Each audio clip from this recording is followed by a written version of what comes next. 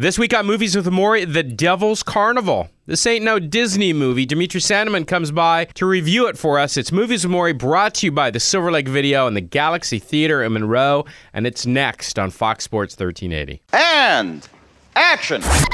Movies with Maury. Who wants to go to the movie? Brought to you by Silver Lake Video. Here's your best picture. And by Galaxy Theaters in Monroe. We're in the Devil's Carnival!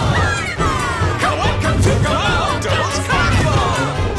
You can't have no fun! Devil's Carnival! 3 individuals have somehow found their way to a carnival set in hell and run by the devil. 666. It's called The Devil's Carnival. Dimitri Sandeman is with us. You know, I want to know, you went to, it was like the premiere of this? Yeah, actually, it was at the Admiral Theater, which is one of those old historic theaters that has huge balconies and everything. And What was the crowd like there? the crowd was, it was basically like going to a hard rock concert. They were all wearing leather, they had piercings, were wearing makeup. You know, this movie kind of sounds pretty interesting. 3 people somehow find their way in hell, and it's the kleptomaniac, the obsessed father, and a gullible teenager. So what happens here? How it starts is they wake up at this carnival and they don't know how they got there, and then they find out how they got there. You know, one of them committed suicide, one of them was murdered by their abusive boyfriend, and the other one got killed in a robbery that went wrong. So when they get to the Devil's Carnival, they're put through a series of tests and lessons. It's to see whether they can avoid their biggest temptations on Earth, or they'll probably have to stay there. The kicker of this movie, it's a musical. Right. Actually, it's a short film, but they were able to squeeze in 12 songs in like an hour.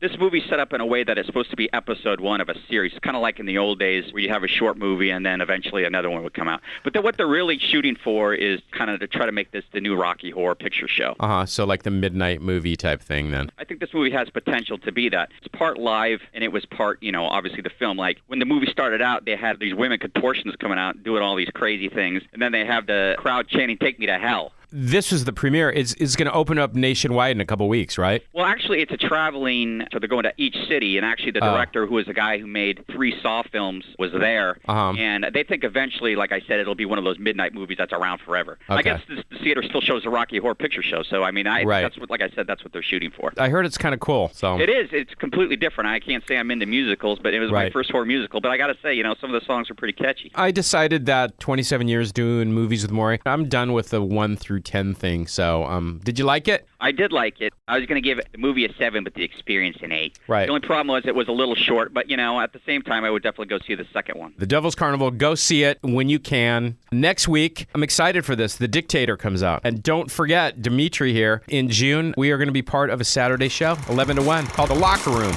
We'll say goodbye now.